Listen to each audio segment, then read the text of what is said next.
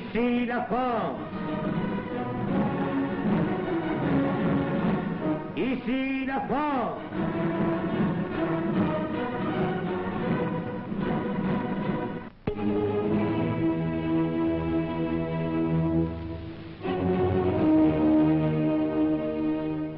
La levée des couleurs en plein maquis.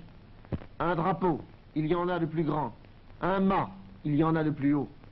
Mais ce mât, c'est une branche coupée vivante au tronc d'un arbre des sommets. Et parce que ce mât tordu est un prolongement de la terre, ce n'est plus un drapeau qu'il porte, mais le drapeau. Les scènes que nous voyons ont été tournées par les jeunes gens du maquis, en plein cœur du royaume de la Gestapo. Qu'elles aient traversé les 20 polices qu'entretiennent Himmler et Darnan sur notre territoire est en soi seul un miracle de courage et d'audace. L'autre miracle, c'est que, malgré les 20 polices et les troupes allemandes qui battent de leurs bottes nos villages, nos champs, nos chemins, les jeunes gens de France, chaque jour, montent vers le maquis, volontaires, toujours plus nombreux pour une vie toujours plus rude, par un, par deux, par trois, ils sont aujourd'hui des dizaines de milliers. L'Allemagne a ses camps de concentration, la France a ses camps de liberté.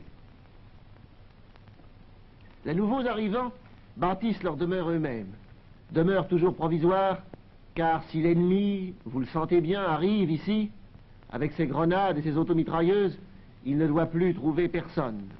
C'est la loi du maquis, la menace permanente, et les Bleus l'apprennent dès leur arrivée, comme ils apprennent à tout faire. Car les maquis ne sont pas des refuges. Les maquis sont une armée régulière. Les maquis sont l'avant-garde des troupes de libération, déjà en place sur le sol à libérer, une avant-garde au contact, souvent attaquée, qui parfois attaque et qui s'entraîne à attaquer.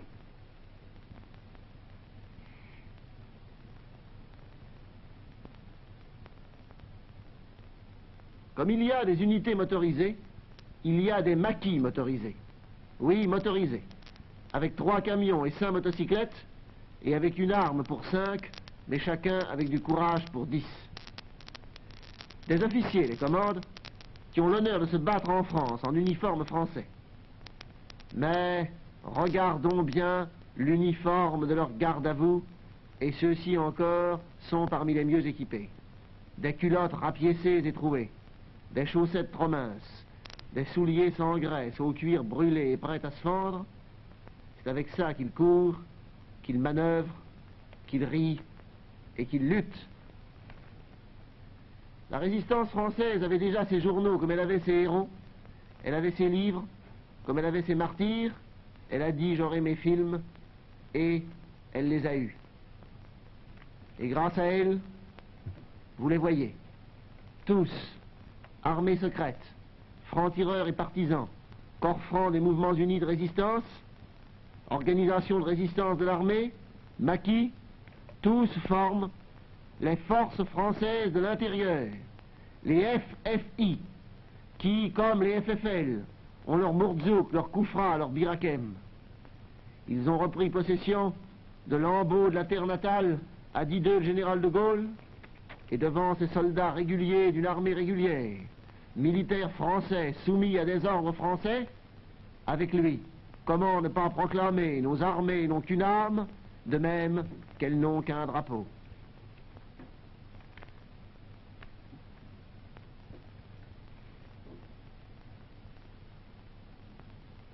Et cette armée elle-même va vous montrer comment elle se défend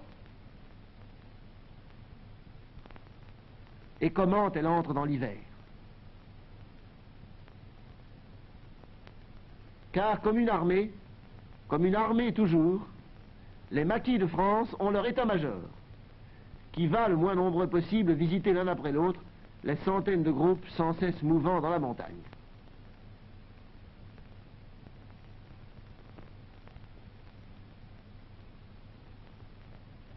Pas plus ces jeunes gens les étaient habitués à cette vie sauvage, pas plus nos paysages paisibles n'étaient faits pour abriter des guérillas. Ni steppes, ni immenses espaces inhabités, si désert que paraisse ce bois, une ville est toujours proche, donc l'ennemi est toujours proche. Ainsi nous les voyons. Nous les voyons pour la première fois, ces fameux bandits. Les voilà, ces soldats volontaires, avec leurs visages sans province et sans parti, parce qu'ils viennent de toutes les provinces et de tous les partis. Lequel est l'étudiant, lequel est l'ouvrier, lequel sort du séminaire, lequel d'un chantier de jeunesse, lequel d'un stalag, lequel d'une prison de la Gestapo.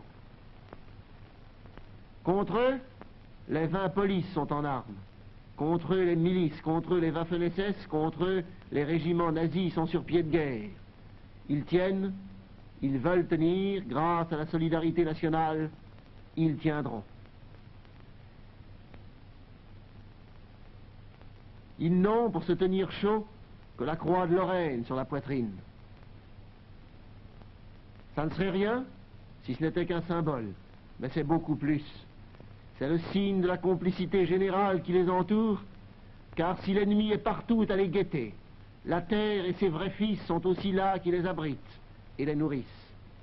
Connaissez-vous le refrain du chant des réfractaires? J'ai changé 100 fois de nom, j'ai perdu femme et maison, mais j'ai tant d'amis et j'ai la France entière.